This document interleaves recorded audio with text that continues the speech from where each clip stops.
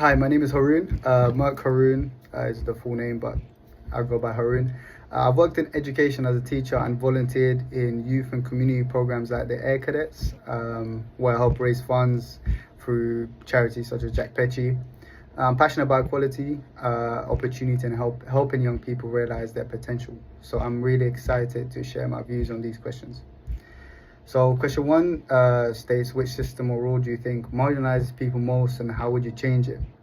I think the education system in general often marginalizes young people from working class or minority backgrounds. UEL actually does a good job in integrating them, and I think the opportunities given are actually quite good. However, in a wider case scenario, it measures success through narrow academic routes instead of recognizing leadership, creativity, or actual practical skills. I changed this by giving schools more funding for vocational learning and youth programs. I had youth programs when I was in secondary school. I didn't go to a secondary school too far from UEL, literally a 5-minute walk away. So, and we had youth, not programs, but we had youth facilities where we could actually hang out and do stuff, but we didn't have much in the case of vocational learning and gaining experience. So every student can find a path that matches their strengths, not just their exam grades. It's very important. Some people don't do very well in exams or typical education, so having facilities there that can help with that is very important. Second question is, give an example of a difficulty you or someone you know faced because of an academic or systemic issue. What do you think the root cause was?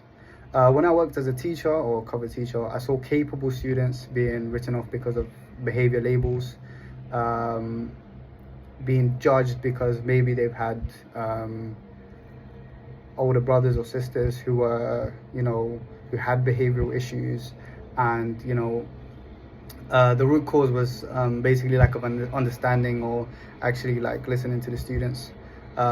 Maybe looking at their home lives, that they were tough, but the system didn't account for that, but instead gave them more of a punishment or a difficult time looking at their general behavior in school. I feel like they needed more mentorship and guidance and someone to actually listen to.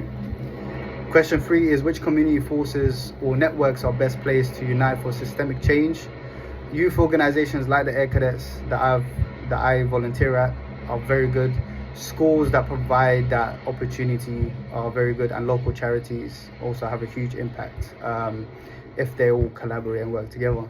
For example, cadet units could work with local councils, which we already do, or community centers to create more outreach projects that teach skills like teamwork and discipline to young people who might not otherwise get that support.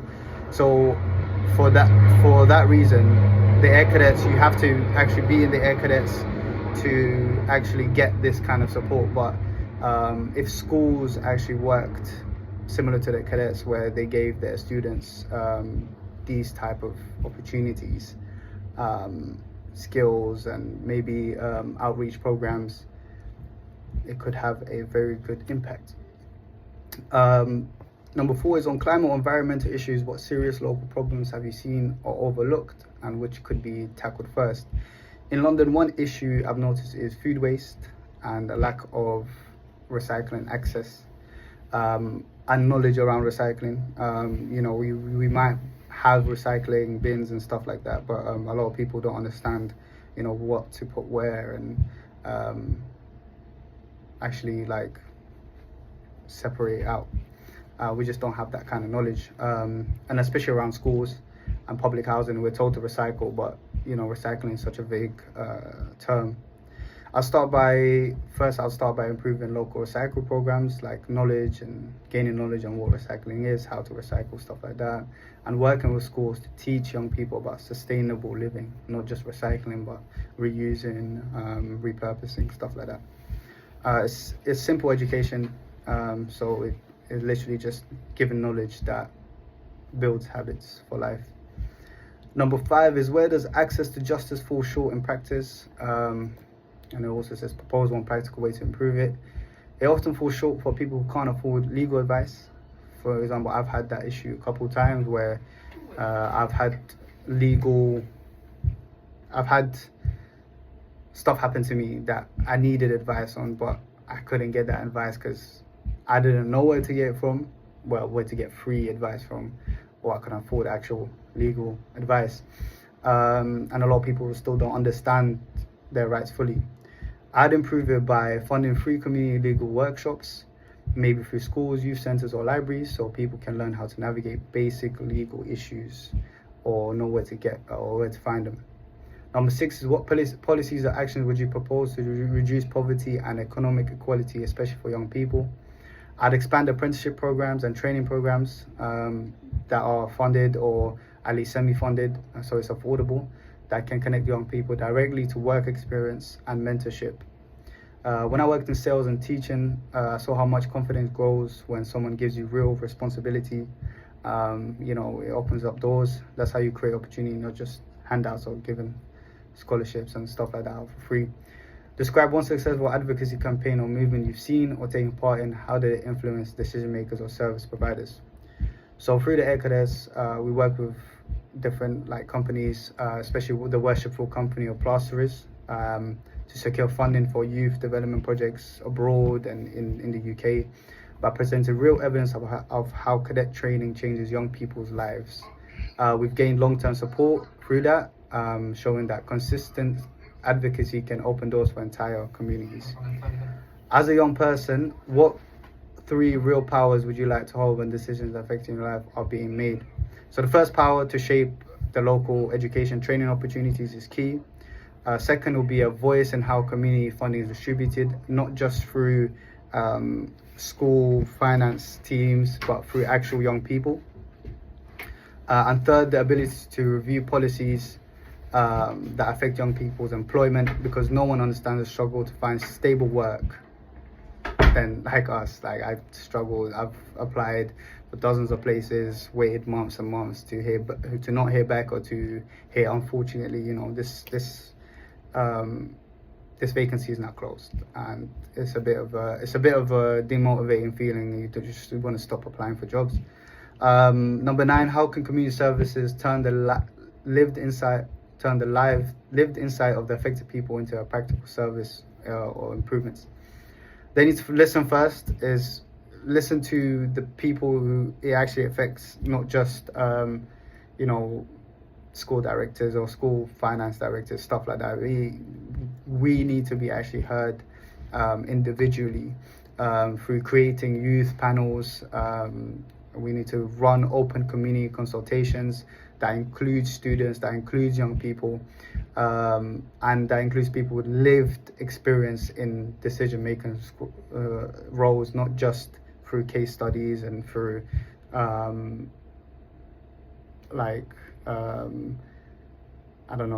data and stuff like that. Then track feedback and actually report how these voices influence change. So if there is a change, actually give credit to those who actually took part in that process. That transparency actually builds trust with everyone, and a lot of people would join in. And number 10, last question, to advocate anti-racism, what 3 internal practices should organizations change? First, 1, to review recruitment and promotion process to remove bias. Sometimes, people like me or people of a minority background, sometimes we just get hired because it's good for the company, it's good for the image of the company, and I think that needs to stop. I obviously it is a good thing where minorities are given that chance, but when you're hiring minorities that are less qualified over non-minorities who are qualified, then that is kind of a condescending way of getting promoted or getting recruited. Number 2, create safe spaces where staff can share experience without fear of backlash. Freedom of speech is dying. I feel like that needs to be brought back in a safe space, in a space where it's understanding and educated. 3, ensure leadership training includes cultural awareness, not just racial awareness, but cultural awareness, awareness where you understand the culture, you actually experience the culture a little bit, instead of just talking about it and saying you can't say certain things around certain people. Not as one-off workshop, but as an actual ongoing process where you see one culture this month, or you see a culture this month, and you understand and you recognize that the values of the culture. So overall, I believe the real change starts with understanding education, whether it's in schools, communities, or workplaces. I've seen how young people structure and believe through organizations like the Air Cadets, and how they can completely shift their path from being out on the street, or being in a position of like backwards, like in a position where they're disadvantaged, to coming to a position where they have experience, where they have knowledge, to being advantaged.